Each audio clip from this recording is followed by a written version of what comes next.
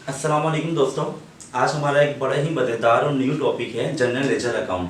तो general ledger account के लिए मैं आपको पहले बता दूं कि जनरल लेजर अकाउंट के लिए सबसे पहली जो ज़रूरी चीज़ है वो है जनरल एंट्रीज। तो जब तक हमारे पास जनरल एंट्रीज मौजूद नहीं होंगी तो हम जनरल लेजर अकाउंट नहीं बना सकते। जनरल लेजर अकाउंट क्यों बनाना पड़ता है? क्योंकि आपको पता है कि हर महीने के आखिर में हर शख्स ये देखता है कि क्या हमें प्रॉफिट हुआ है, नुकसान हुआ है बिजनेस के अंदर। तो उसको लाजमी है कि वो ट्रायल बैलेंस बनाता है, और ट्रायल बैलेंस में जितने भी बैलेंसेस अमाउंट आती हैं वो तमाम जनरल लेजर अकाउंट से निकल कर जाती हैं कि आपने पूरे महीने में किन किन चीज़ों के ऊपर ट्रांजेक्शन करी है।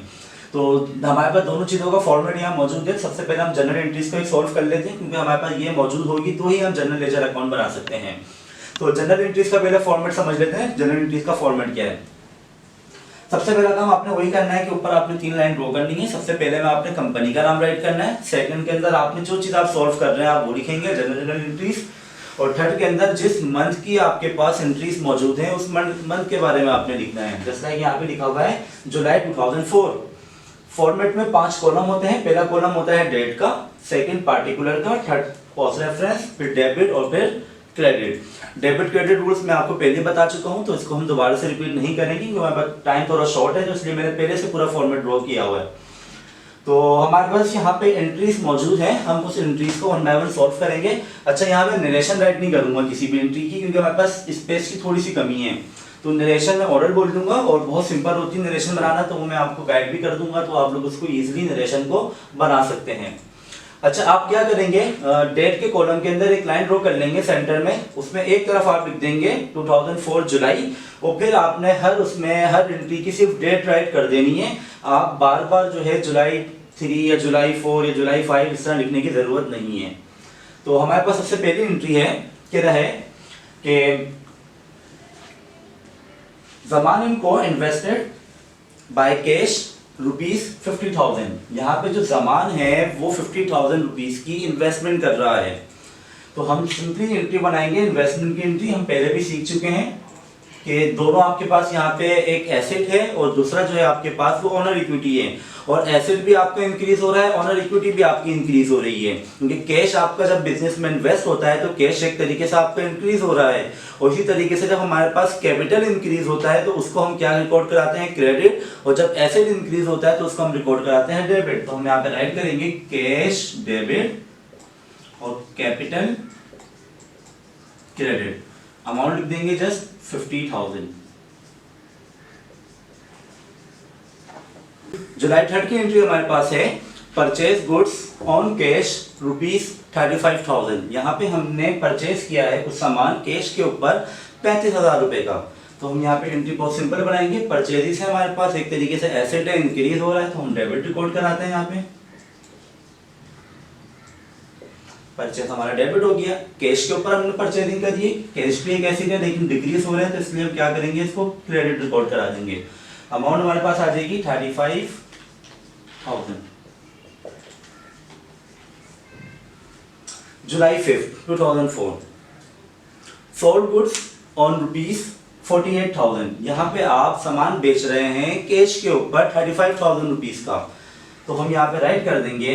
अच्छा, जब हम कोई भी चीज़ सेल आउट करते हैं तो आपको पता है कि हमारे पास एक तरीके से कैश रिसीव हो रहा होता है, और सेल्स आपकी रेवेन्यू है। आपकी जब रेवेन्यू जनरेट होती है, यानी कि जब इंक्रीज होती है, तो हम उसको क्रेडिट रिकॉर्ड कराते हैं, और जब कैश इंक्रीज होता है तो उसको हम डेबिट रिकॉर्ड कराते हैं। तो जब हम सेल करेंगे तो हमारे पास कैश रिसीव हो रहा है, तो हम लिखेंगे कैश डेबिट और सेल्स क्रेडिट। अमाउंट आ जाएगी 48,000 की। जुलाई 9 एंट्री हमारे पास है परचेज गुड्स फ्रॉम जिशान। यहाँ पे हम जिशान से कोई सामान खरीद रहे हैं। मैंने आपको पहले ही बताया था कि जब कभी किसी का नाम आ जाए परचेजिंग या सेल के दौरान, या कोई अकाउंट या क्रेडिट का वर्ड इस्तेमाल हो जाए, तो इसका मतलब है कि यहाँ पे जो आपकी ट्रांजेक्शन है वो उधार पर हो रही है। तो यहाँ पे कह रहा है परचेज गुड्स फ्रॉम जिशान, तो जिशान से आप कोई सामान खरीद रहे हैं। जब कोई चीज़ हम खरीदते हैं तो लाजमी सी बात है हमने उसको पे करना होता है, और जब हम कैश की सूरत में नहीं कर पाते, यानी कि उधार पर हम कोई चीज़ कर रहे होते हैं, तो हम वहाँ पे लिखते हैं अकाउंट पेबल। क्या लिखते हैं? Account payable.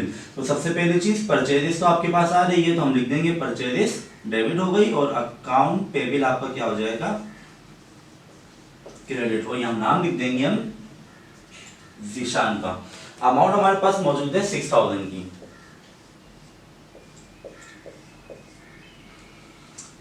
नंबर 11 आपके पास है जुलाई 11 सोल्ड गुड्स फ्रॉम मिस्टर अमीन। आप यहाँ पे मिस्टर अमीन को कोई सामान बेच रहे हैं, देखिए यहाँ पर भी नाम आ रहा है। जब कोई नाम आ जाएगा तो उस सूरत में मैंने आपको बता दिया कि हम यहाँ पे क्या करेंगे, उधार वाले एंट्री बनाएंगे। तो उधार की एंट्री के अंदर जब हम कोई चीज सेल आउट करते हैं, जब हमारे पास कैश रिसीव नहीं हो रहा, तो क्या रिसीव हो रहा है, अकाउंट रिसीवेबल, क्योंकि हमने वो बाद में उससे रिसीव करना है। तो हम लिख देंगे यहाँ पे अकाउंट रिसीवेबल डेबिट, और सेल्स आपकी क्या हो जाएगी यहाँ पे क्रेडिट हो जाएगी। अमाउंट हमारे पास है 7200 की। उसके बाद कह रहा है जुलाई 13 में जिशान रिटर्न गुड्स ₹1200। जिशान ने जो है वो अपना सामान रिटर्न किया है 1200 रुपए का, कोई डिफेक्टेड आइटम निकल आया उसके मटेरियल के अंदर, तो उसने क्या करा, उसको रिटर्न करवा दिया। अब हम देखेंगे जिशान से हमने ऊपर ट्रांजैक्शन क्या करी है। जिशान से हम परचेस कर रहे थे और उधार के ऊपर, जब हम वो रिटर्न करेंगे तो उस सूरत में क्या होगा, अकाउंट पेबल आपका कम हो जाएगा कुछ। अब कितने से कम हो रहा है, 1200 रुपए से, तो हम लिख देंगे इसका उल्टा, अकाउंट पेबल हो जाएगा यहाँ पे डेबिट, नाम लिख देते हैं हम जिशान। और परचेज वापसी जा रही है तो हम लिखेंगे परचेस रिटर्न, अमाउंट आ जाएगी 1200। उसके बाद नंबर 15 जुलाई 15 की एंट्री हमारे पास है रिटर्न गुड्स टू अमीन। यहाँ पे जो है अमीन से कुछ रिटर्न हो रही है अमाउंट। अच्छा, यहाँ पे अमीन से हमने उधार के ऊपर सेल करी थी तो हमने उसका नाम लिख दिया यहाँ पे। अच्छा, अब अमीन क्या कर रहा है, कुछ रिटर्न कर रहा है आपको मटेरियल। जब अमीन कोई गुड्स आपका रिटर्न करेगा तो हम सबसे पहले देखेंगे कि अमीन के ऊपर ट्रांजैक्शन क्या है। ऊपर अमीन के साथ हम क्या कर रहे हैं, रिसीव कर रहे हैं, अकाउंट रिसीवेबल हमारा डेबिट आ रहा है, सेल हमारी क्रेडिट जा रही है, यानी कि हमने उधार के ऊपर कोई चीज खरीदी है यहाँ पे। तो हम इसका उल्टा कर देंगे। अब सेल है आपकी तो ये हो जाएगी सेल रिटर्न, तो लिख देते हैं सेल रिटर्न डेबिट, और अकाउंट रिसीवेबल कम हो जाएगा इसका तो लिख देंगे अकाउंट रिसीवेबल क्रेडिट, और नाम आ जाएगा अमीन का, अमीन। अमाउंट हमारे पास है 1000 की। नंबर 17 एंट्री हमारे पास है रिसीव फ्रॉम अमीन अकाउंट। अमीन से आप यहाँ पे रिसीव कर रहे हैं। अब अमीन के ऊपर हम ट्रांजैक्शन देखते हैं। अमीन ने यहाँ पे कोई चीज खरीदी थी उधार के ऊपर। जब उधार पे कोई चीज हम खरीदते हैं तो बाद में हमने उसको पे भी करना होती है। तो जब बाद में हम उसको पे करेंगे तो हमारे पास जो अकाउंट रिसीवेबल है वो कम हो जाएगा एक तरीके से, और रिसीव कर रहे हैं तो मतलब कैश हमारे पास एक तरीके से क्या हो रहा है, इंक्रीज हो रहा है। तो अमाउंट लिख देते हैं हम यहाँ पे कैश डेबिट 5500 से, और क्या चीज कम हो रही है यहाँ पे, अकाउंट रिसीवेबल, क्योंकि हम रिसीव कर रहे हैं अकाउंट, तो हम लिख दिया account receivable credit 5500। Last entry हमारे पास है नंबर 21, कह रहा है पेड सैलरी टू कामरान ₹5000। यहाँ पे कामरान को सैलरी पे की जा रही है 5000 रुपीज की। कामरान एक एम्प्लॉय था, हमारे पास काम करता था, अब हम उसको महीने के आखिर में सैलरी पे कर रहे हैं। जब हम किसी भी चीज़ को पे करते हैं तो वो हमारी एक तरीके से एक्सपेंसेस होती है। मुख्तलिफ किस्म के एक्सपेंसेस थे, हमने आपको डिटेल में लास्ट हमने टॉपिक किया था एक्सपेंसेस का। उससे मैंने आपको बताया था कि जो भी चीज़ पे की जाती थी, चाहे वो रेंट हो, चाहे वो रिपेयरिंग हो, चाहे कोई भी चीज़ आप पे कर रहे हैं तो वो आपका एक्सपेंस कहलाएगा। तो जब भी आपका एक्सपेंस इंक्रीज होता है तो वो डेबिट साइड पर रिकॉर्ड होता है। तो हम लिख देंगे यहाँ पे salaries expense, salaries expense debit, और कैश की सूरत में कर रहे हैं तो हम क्या लिख देंगे, कैश को क्रेडिट, अमाउंट लिख देते हैं 5000।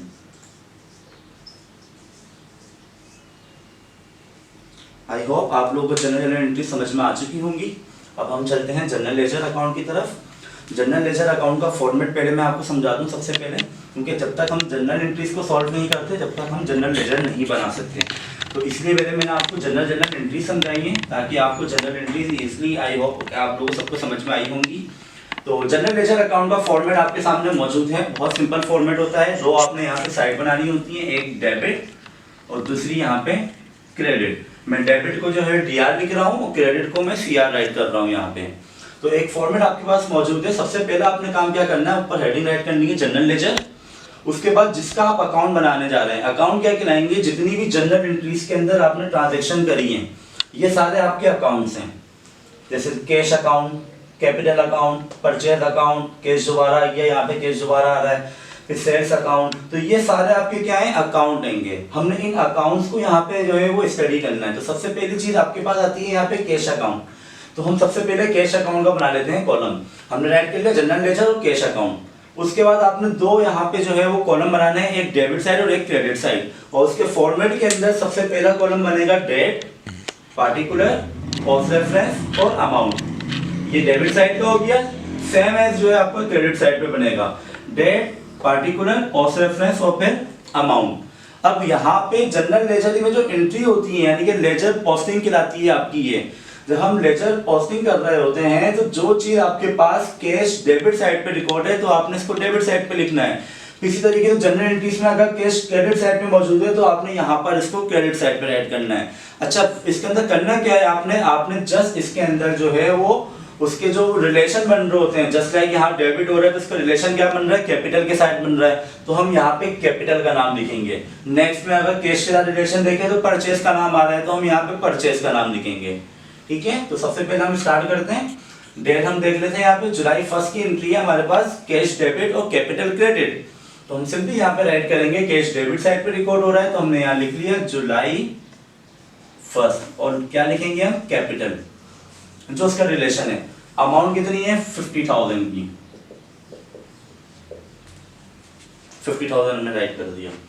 फिर नंबर सेकंड एंट्री हमारे पास मौजूद है परचेज डेबिट और कैश क्रेडिट। अब यहाँ पे कैश क्रेडिट साइड पे रिकॉर्ड हो रहा है तो हम क्रेडिट साइड पे एंट्री बनाएंगे। तो हम क्या लिखेंगे यहाँ पे, परचेज को हम पार्टिकुलर में लिख देंगे क्योंकि इसका रिलेशन जो बन रहा होगा।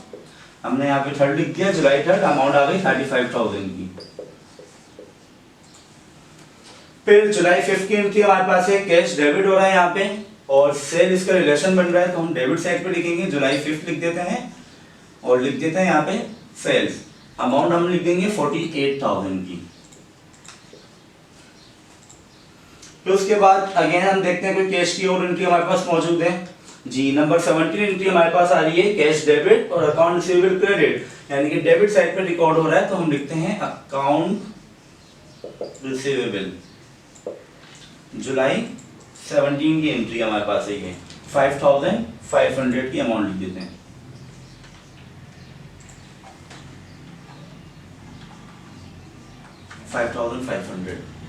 उसके बाद कैश क्रेडिट हो रहा है क्योंकि यहाँ पे सैलरी पे की जा रही है तो क्रेडिट साइड पे लिखेंगे सैलरीज एक्सपेंस।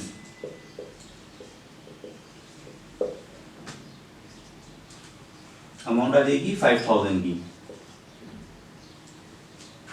इतना काम हमने कर लिया यहाँ पे कैश का। अब हम क्या करते हैं, इसका टोटल करेंगे और फिर उस साइड का भी हम टोटल करेंगे। तो देखते हैं अभी इन दोनों का टोटल करके हमारे पास क्या अमाउंट बनती है। 50,000 है प्लस 48,000। हम जल्दी से इसको कैलकुलेट कर लेते हैं अपने कैलकुलेटर में।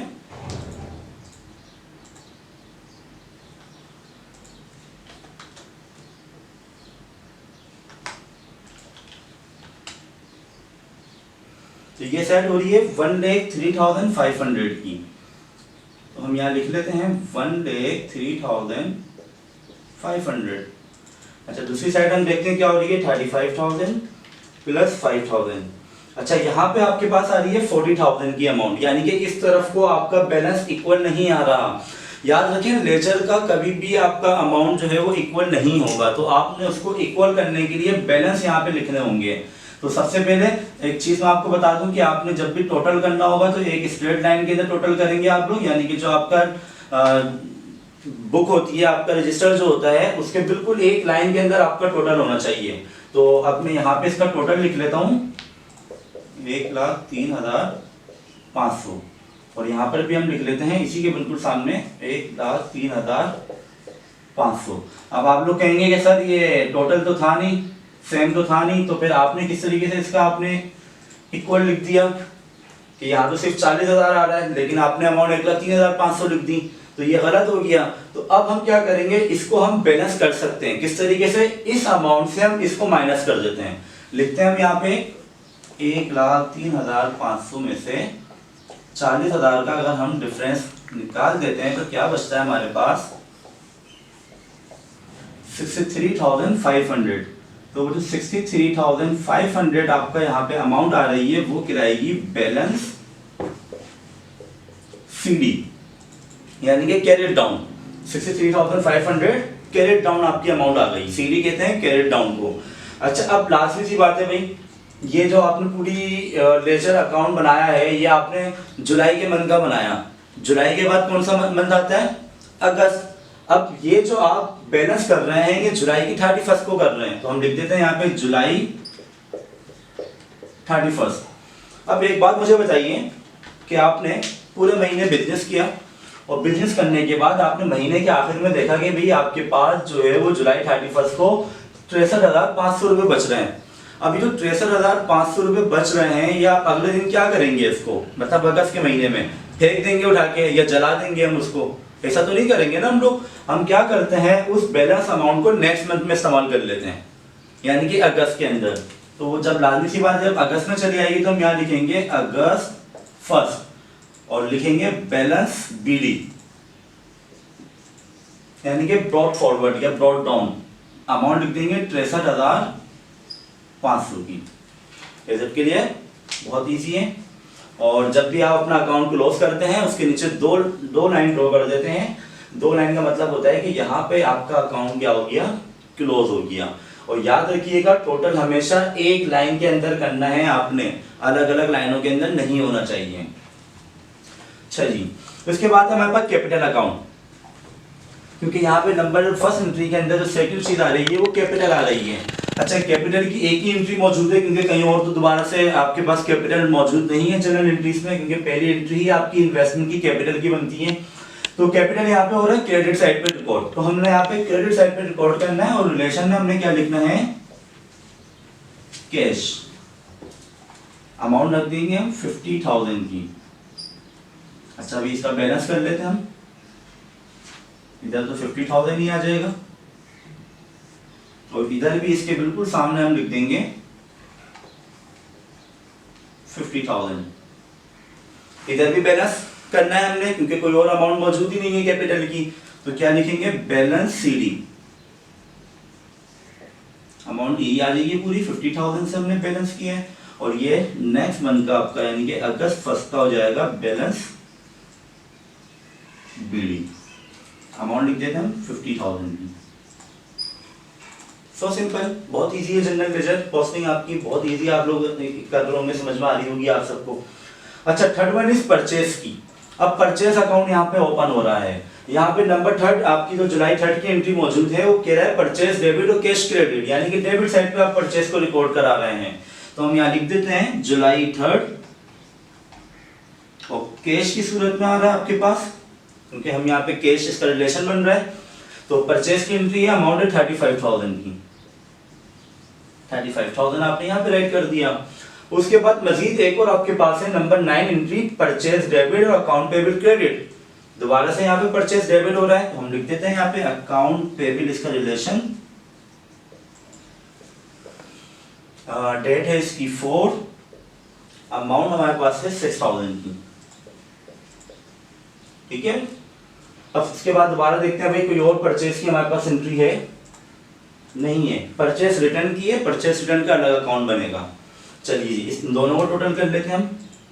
इनका टोटल हो रहा है 41,000।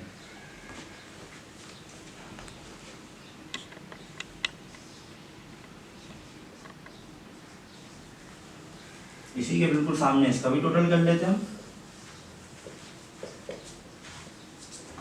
और ये 2 लाइन डाल के हमने क्या कर दिया, इसका अकाउंट बंद कर दिया। अब यहाँ पे तो कोई अमाउंट ही नहीं है हमारे पास, तो हम यहाँ क्या लिखेंगे, बैलेंस सीडी, यानी कि कैरेट डाउन 41,000। और ये कब क्लोज होता है, जुलाई 31 को, क्योंकि हर महीने के आखिर में जो भी हर महीने के आखिर की अमाउंट होती है वो नेक्स्ट मंथ की क्या होती है, ओपनिंग होती है। इसको हम क्या किस नाम से रिकॉर्ड कराते हैं, बैलेंस बीडी के नाम से। अमाउंट आ जाएगी पूरी 41,000। तो अब हमारे पास यहाँ पे सेल्स अकाउंट है। तो सेल अकाउंट हम देखते हैं यहाँ पे कि आपके पास सेल की कौन कौन सी एंट्रीज मौजूद हैं। नंबर जुलाई 5 की एंट्री हमारे पास है कैश डेबिट और सेल क्रेडिट। तो यहाँ पे सेल आपका क्रेडिट हो रहा है, तो उसका रिलेशन क्या लिखा हुआ है, कैश, तो हम कैश लिख देते हैं। और डेट आई जाती है इसकी जुलाई 5। अमाउंट आपके पास है 48,000 की। अच्छा जी, उसके अलावा आपके पास है यहाँ पे सेल की एक और एंट्री जुलाई 11 की, अकाउंट रिसीवेबल डेबिट और सेल क्रेडिट। तो यहाँ पे अब सेल आपका जो है वो किस साइड पे रिकॉर्ड हो रहा है, क्रेडिट साइड पे रिकॉर्ड हो रहा है, और अकाउंट रिसीवेबल आ रहा है यहाँ पे रिलेशन में। तो हम लिखते हैं जुलाई 11 और अकाउंट रिसीवेबल। अमाउंट हम लिख देते हैं इसकी 7,200। इसके अलावा और कहीं पे आपके पास सेल मौजूद नहीं है, सेल रिटर्न है। सेल रिटर्न को हम बाद में इसका एक अलग जो है वो अकाउंट बनाएंगे जिसे हमने यहाँ पे पहले से राइट किया हुआ है। अच्छा जी, अब हम इसका टोटल कर लेते हैं कि इसका टोटल कितना आ रहा है आपके पास।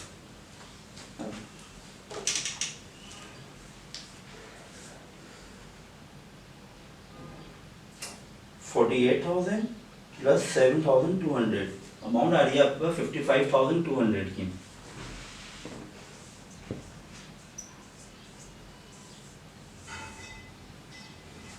यहाँ पे लाजमी सी बात है, कोई आपके पास यहाँ ट्रांजैक्शन नहीं हुई डेबिट साइड पे, तो यही अमाउंट से आप इसको टोटल कर देंगे, बिल्कुल सेम इसी की लाइन में लिखेंगे 55,200, और ये आपका हो गया। तो ये आपका हो गया टोटल अकाउंट। और फिर हमने इसको बैलेंस कर देना है, बैलेंस सीडी यहाँ पे लिखकर 55,200। लाजमी सी बात है यहाँ पे कोई ट्रांजैक्शन नहीं हुई, तो इसलिए हम बैलेंस सीडी लिख देंगे, और यही आपके नेक्स्ट मंथ का यानी कि अगस्त फर्स्ट का बैलेंस बीडी हो जाएगा 55,200 रुपीज का। उसके बाद हमारे पास है अकाउंट पेबल अकाउंट।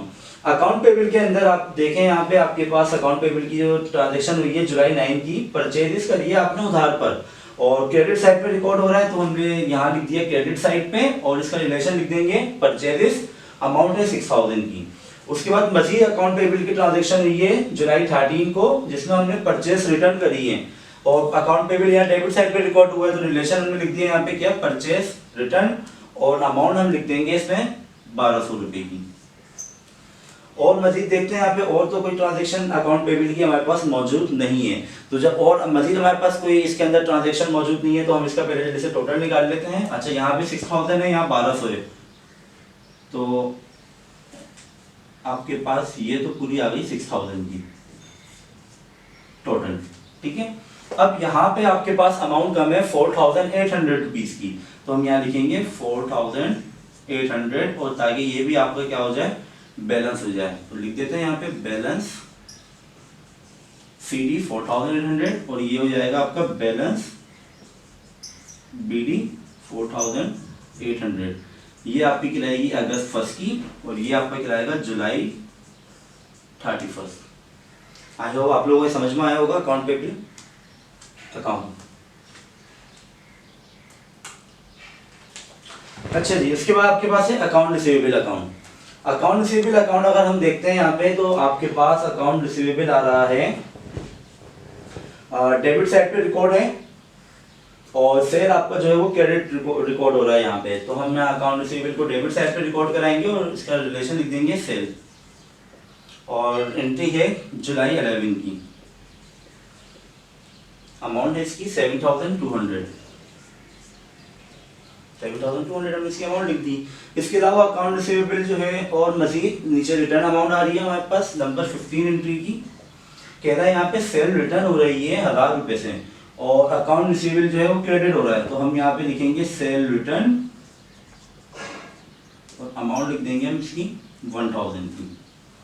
इन दोनों का भी टोटल कर लेते हैं। इसके अलावा मजीद अकाउंट रिसीवेबल कहीं मौजूद है जी, एक और मौजूद है नंबर 17 पे, कह रहा है यहाँ पे कैश आपके पास रिसीव हो रहा है, और अकाउंट रिसीवेबल आप यहाँ पे डिडक्ट कर रहे हो, यानी क्रेडिट साइड पे रिकॉर्ड करा रहे हो।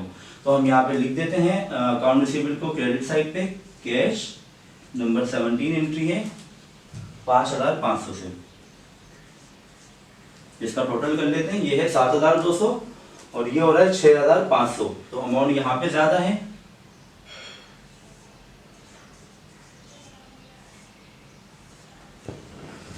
यहाँ पर भी 7,200 हो जाएगी, जितनी अमाउंट से कम है इसकी बैलेंस CD जुलाई 31 को। अच्छा जी, ये हो रहा है 6,500, और ये 7,200, यानी कि 700 रुपए का आपका यहाँ पे क्या आ रहा है, बैलेंस आ रहा है, तो हमने यहाँ 700 रुपए लिख दिया, और ये आपका जो आएगा नेक्स्ट मंथ का बैलेंस BD अगस्त फर्स्ट का, कितना है 700 रुपये, ये 700 रुपये हमने लिख दिया। अच्छा जी, उसके बाद है आपके पास सेल रिटर्न अकाउंट। अब सेल रिटर्न अकाउंट की हम देखते हैं यहाँ पे क्या हमारे पास एंट्री मौजूद है। नंबर 15 एंट्री है, सेल रिटर्न डेबिट हो रहा है और अकाउंट रिसीवर उसके रिलेशन में क्रेडिट रिकॉर्ड करवा रहे हैं हम लोग। तो नंबर 15 हम लिखते हैं यहाँ पे जुलाई 15 और सेल रिटर्न डेबिट है तो इसका रिलेशन लिख देंगे अकाउंट रिसीवेबल। अमाउंट आ जाएगी इसकी 1000 रुपीज की। इसके अलावा सेल रिटर्न की और कोई एंट्री मौजूद नहीं है तो हम इसको एज इट इज लिख देते हैं 1000 और ये आपका अकाउंट क्लोज हो गया। इसी के बिल्कुल सी में लिख देंगे 1000 और अकाउंट क्लोज करके और बैलेंस शीट लिख देंगे 1000 की।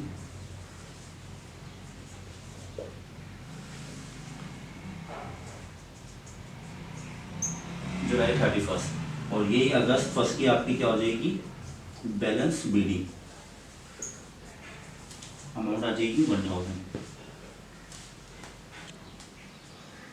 अच्छा जी, इसके बाद हमारे पास है परचेस रिटर्न अकाउंट। अब हम परचेस रिटर्न को देख लेते हैं। यहाँ पे परचेस रिटर्न अकाउंट कहाँ पे आ रहा है, नंबर 13 आपके पास है, जुलाई 13 की एंट्री, अकाउंट पेबल डेबिट है और परचेस रिटर्न आपका जो है वो क्रेडिट हो रहा है यहाँ पे।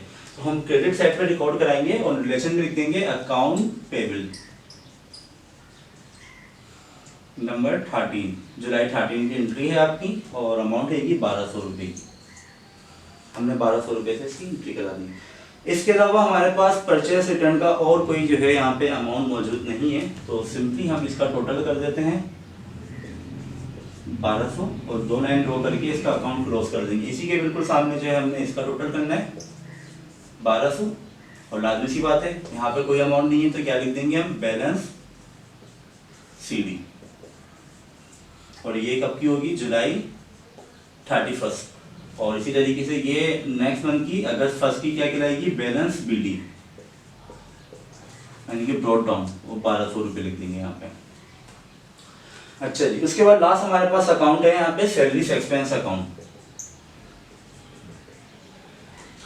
सैलरीज एक्सपेंस अकाउंट जो है हमारे पास एक ही मौजूद है, एक ही हमने एम्प्लॉय को यहाँ पे सैलरी पे करी है तो हम एक ही एम्प्लॉय की यहाँ पे एंट्री बना देते हैं, लेजर के नाम पोस्टिंग कर देंगे। तो कह रहा है यहाँ पे सैलरीज एक्सपेंस डेबिट और कैश क्रेडिट यानी कि यहाँ पे डेबिट साइड पे रिकॉर्ड हो रहा है तो हम लिखते हैं इसके रिलेशन में कैश और जुलाई 21 की एंट्री है 5000 रुपीज से आपकी क्या हो जाएगी अमाउंट आ जाएगी। टोटल कर देते हैं 5000, इसी के बिल्कुल सामने इसका भी टोटल हो जाएगा 5000 और बैलेंस सीडी हम यहाँ पे लिख देंगे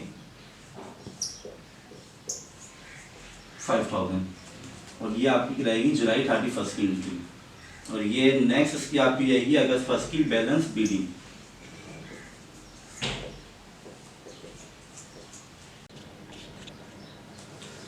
सबसे पहले हमने सीखा जनरल एंट्रीज, उसके बाद हमने सीखी जनरल लेजर अकाउंट कि जनरल लेजर अकाउंट किस तरीके से बनाते हैं। उसके बाद सबसे लास्ट जो आपका है वो है ट्रायल बैलेंस। देखिए हमने जनरल एंट्रीज बनाई और उसके बाद में जनरल लेजर अकाउंट बनाया। पॉसिबिलिटी है कि क्या पता है कि आप मेरी क्या वहाँ पे कोई गलती तो नहीं हो गई हो। अगर वहाँ कोई गलती हो गई होगी तो मेरे पास जो ट्रायल बैलेंस का अमाउंट आएगा वो दोनों साइड का अनइक्वल आएगा तो हम उसको भी चेक कर लेते हैं भाई। अगर कोई हमारे पास यहाँ पे गलती के चांसेस होंगे तो हमें कहाँ से पता चल जाएगा, ट्रायल बैलेंस से पता चल जाएगा। अच्छा, ट्रायल बैलेंस क्यों बनाते हैं, क्योंकि हम यहाँ पे दोनों साइड हम देखते हैं कि जो हमने पूरे महीने की ट्रांजैक्शन करी थी उसका जो बैलेंसेस अमाउंट बच रहा था आया वो आपका डेबिट और क्रेडिट साइड का इक्वल आया है या नहीं आया है, तो इसलिए हम यहाँ पे ट्रायल बैलेंस को बनाते हैं। अच्छा, ट्रायल बैलेंस का जो आपका फॉर्मेट है वो बहुत सिंपल है। सबसे पहला आपका सीरियल नंबर का, क्योंकि आप जितने भी टाइटल ऑफ अकाउंट यहाँ पे बना रहे हैं उन तमाम अकाउंट के नाम आपने यहाँ पे राइट करने हैं, वो चाहे 10 हो चाहे 15 हो, जितने भी आपकी जनरल एंट्रीज के अंदर अकाउंट ओपन हुए थे उन सबका अपने यहाँ पे नाम लिखना है। उसके बाद आपके पास आता है लेजर फोल्डिंग, क्योंकि हमने लेजर का यहाँ पे बना रहे हैं। अच्छा, इसके बाद कॉलम आपका ब्लैंक रहता है, कोई काम नहीं होता है इसका। उसके बाद नंबर 4 कॉलम में आपके पास डेबिट और फिर क्रेडिट। डेबिट क्रेडिट को हमने शॉर्ट फॉर्म में DR और CR यहाँ पे राइट किया हुआ है। तो ये आपका बहुत सिंपल सा एक फॉर्मेट है ट्रायल बैलेंस का। अच्छा जी, यहाँ पे आपके पास हेड ऑफ अकाउंट कौन कौन से थे। सबसे पहले आपके पास था कैश, हम सारे जनरल लेजर के अंदर बनाकर आ चुके हैं। अच्छा, जनरल लेजर के अंदर आपको याद होगा कि हमने दो चीजें लिखी थी, एक था आपके पास बैलेंस BD और एक था आपके पास बैलेंस CD। तो याद रखें जितने भी आपके पास बैलेंस बीडी वाले अमाउंट होंगे जिस साइड पे रिकॉर्ड हुए हैं उस साइड पे आपने जो है यहाँ पे राइट करने होंगे। जस्ट लाइक कैश के अंदर अगर बैलेंस बीडी डेबिट साइड पे आ रहा है तो आपने डेबिट साइड पे रिकॉर्ड कराना है, क्रेडिट साइड पे आ रहा है तो आपने क्रेडिट साइड पे रिकॉर्ड कराना है। वैसे ज्यादातर जो आपके एसेट हो गए या एक्सपेंसेस हैं वो जितने भी होते हैं वो सिर्फ आपके सब डेबिट साइड पे रिकॉर्ड होते हैं। और इसके अलावा रेवेन्यू, कैपिटल और अगर हम बात करते हैं अपनी लायबिलिटीज की वो ज्यादातर जो है आपके वो कहाँ पे रिकॉर्ड होते हैं, क्रेडिट साइड पे रिकॉर्ड होते हैं। तो अभी हमारे पास यहाँ पे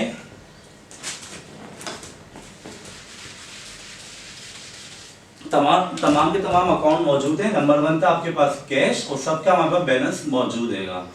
तो आपने बैलेंस यहाँ पे जस्ट राइट करना है। सबसे पहले आपके पास था कैश और कैश जो आपका था वो बैलेंस बीडी जो थी वो डेबिट साइड पे रिकॉर्ड हो रही थी तो हम डेबिट साइड पे लिख देते हैं 63,500 की। उसके बाद आपके पास आ रहा था कैपिटल नंबर 2 तो हम लिखते हैं कैपिटल अकाउंट। हमने कैपिटल का नाम लिखा और कैपिटल हमारा क्रेडिट साइड पे रिकॉर्ड हो रहा था, अमाउंट थी 50,000 की, हमने 50,000 लिख दिया। उसके बाद था आपके पास परचेज अकाउंट, नंबर 3 था आपके पास परचेज और उसकी अमाउंट थी 41,000 की और डेबिट साइड पे रिकॉर्ड हो रही थी ये, यानी कि बैलेंस बीडी जिस साइड पे आपका आ रहा है। उसके बाद नंबर 4 था हमारे पास था सेल्स और सेल्स का जो बैलेंस बीडी था वो क्रेडिट साइड पे रिकॉर्ड होता है क्योंकि सेल आपकी एक तरीके से रेवेन्यू है और उसकी अमाउंट थी 55,200 की। उसके बाद नंबर 5 हमारे पास था अकाउंट पेबल और अकाउंट पेबल भी आपकी एक तरीके से लायबिलिटी होती है जो कि क्रेडिट साइड पर रिकॉर्ड होगी क्योंकि बैलेंस बीडीएस का क्रेडिट साइड पे ही मौजूद था, अमाउंट इसकी 5,000 की। तो उसके बाद है number 6 account receivable. Account receivable आपका एक तरह का एसेट है और एसेट जो है वो आपका डेबिट साइड पे रिकॉर्ड होता है और इसका बैलेंस बीडी पे आप चेक कीजिएगा वो डेबिट साइड पे रिकॉर्ड हुआ है तो हम लिख देते हैं उसकी अमाउंट 500। फिर नंबर 7 आपके पास था सेल रिटर्न।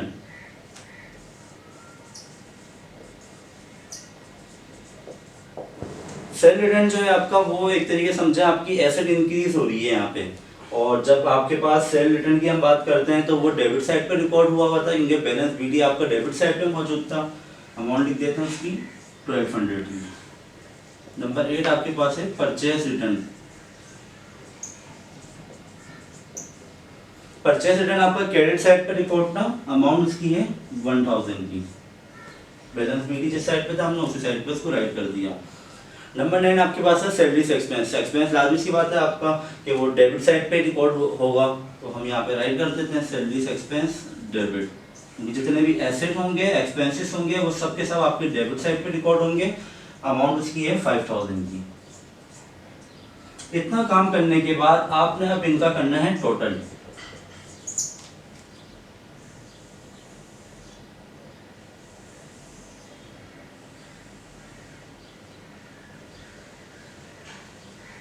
कि इनका टोटल सेम आ रहा है या नहीं आ रहा, तो बहुत सिंपल है, हम इसका जल्दी से कैलकुलेट कर लेते हैं।